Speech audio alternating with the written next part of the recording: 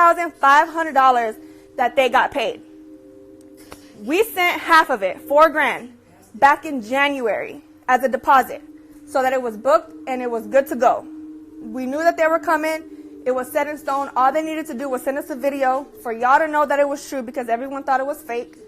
And we were good to go. We were going to start promoting it and trying to make it lit.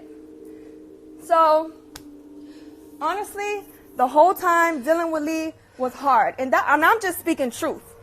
Every time we asked him to post a video, they took forever with it. We asked them to help us promote the meet and greet. They took forever on it.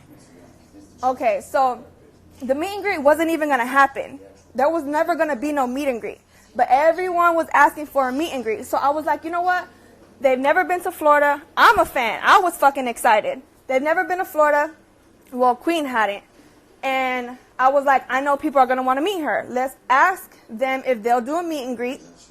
And they could split with us half of the money that we make. So they were going to even make more money than the 8.5 that I had already paid. So they said, okay. Now, we had agreed on $100 for the meet and greet that day. Did I think it was too much? Yeah. But that's what Lee and me and my boyfriend, the promoters, had agreed on. So it was too late to change it or anything. We started promoting the meet and greet, and it was that was set. We noticed the tickets weren't selling. People were saying it was too much money.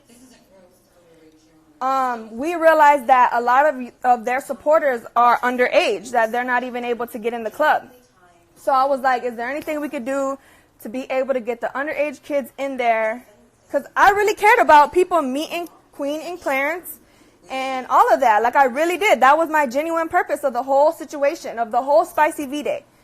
And I had talked to my boyfriend, and without Clarence, Queen, or Lee, the manager's permission, I lowered the price to $60 because I was like, no. $100 is way too much money. People are not buying. Either we're going to do it or we're not. So we lowered the price to $60. And that's when people started buying the meet and greet.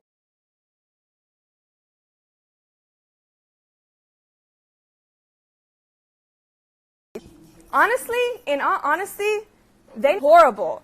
Once we were already like halfway into almost to the event, to Valentine's Day, we had already realized that we were about to lose our money. So we were trying to think of different things that we could do to get more people to come. They weren't helping us promote. They really didn't post that much about it. I was pissed off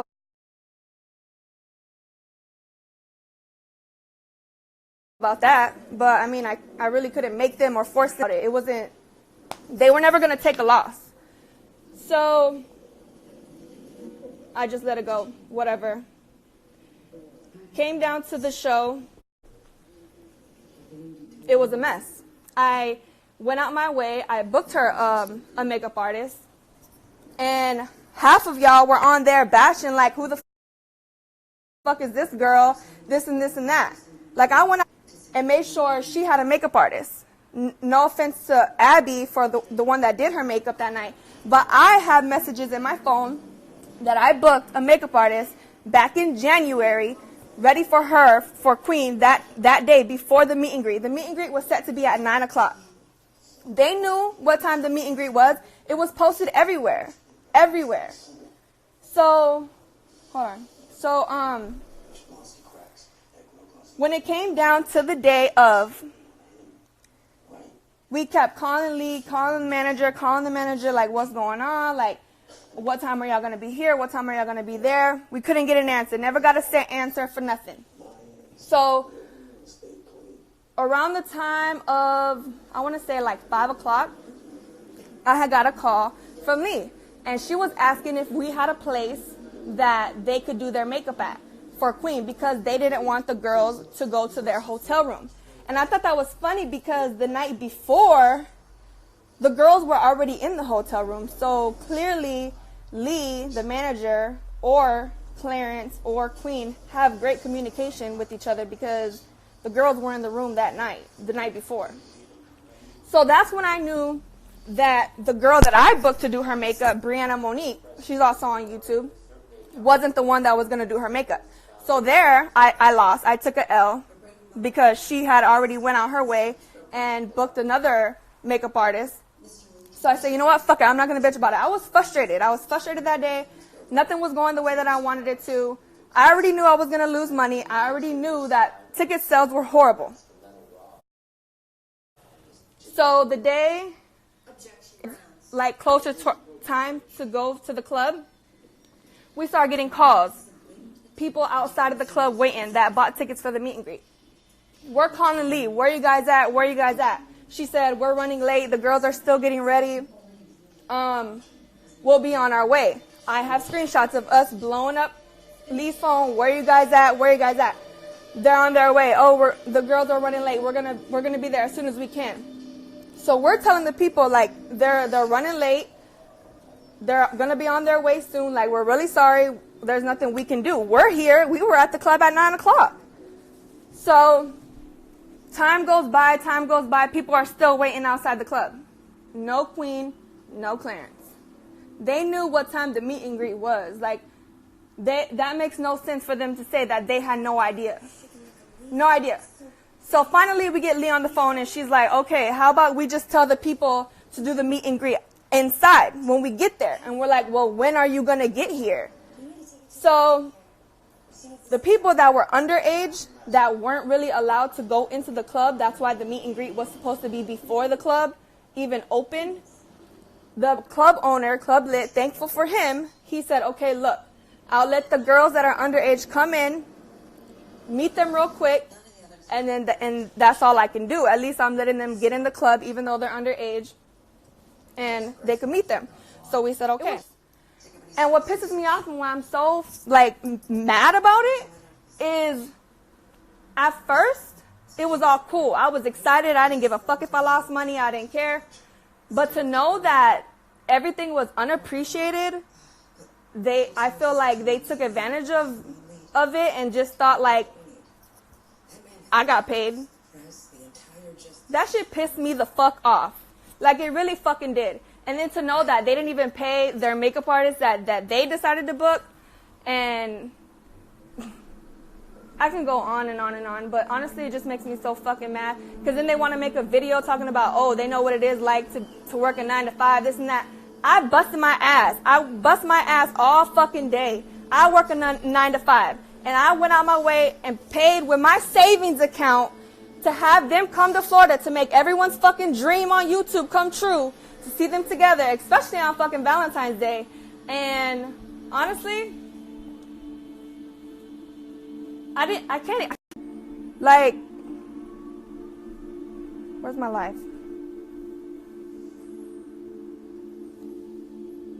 What the fuck happened? A little bit before I start again.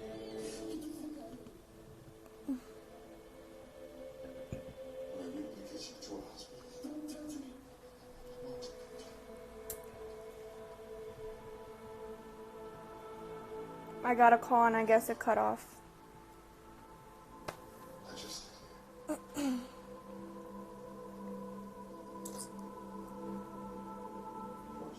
I didn't need their permission to do anything.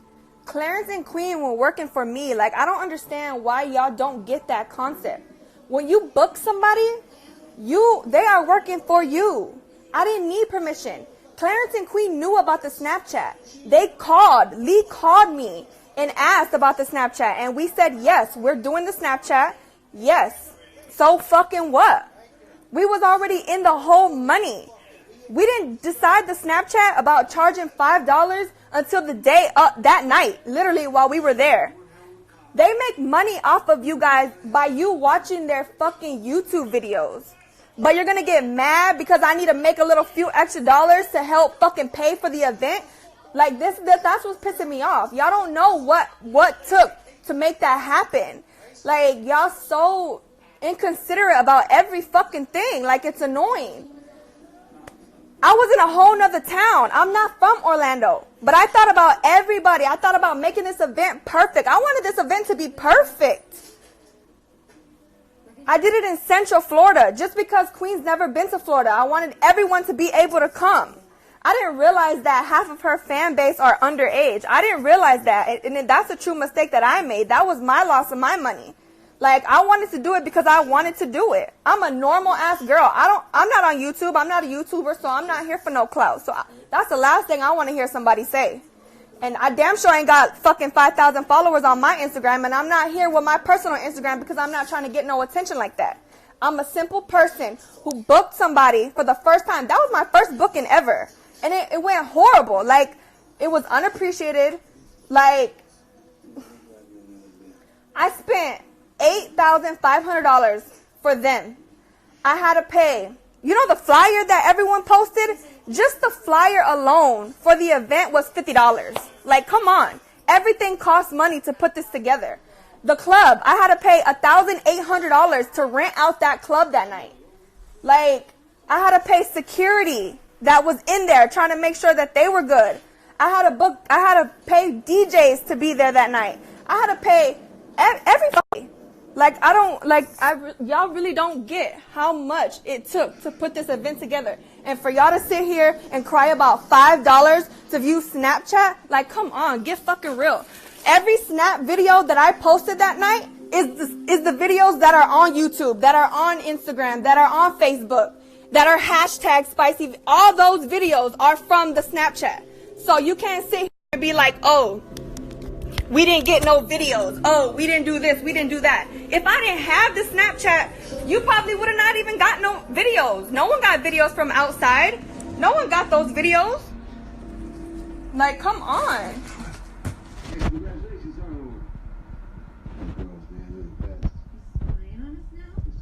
And the only reason why I'm coming out about it now, at first I took it. I took that L. That was my fault, you know.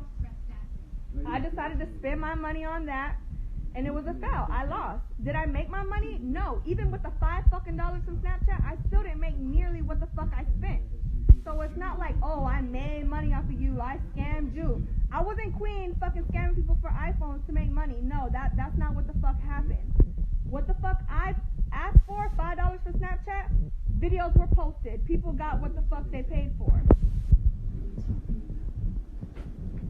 That shit be getting me so tight, I swear to God. I took my L. I didn't say nothing. I kept my mouth shut. I left the page up, this Spicy Vday page. I left it up for their fans. I didn't post on it, nothing. I left it up. People asking to buy it. If I was really money hungry for some money, I would have sold the fucking page. No, it's not about money. The whole thing was never about money.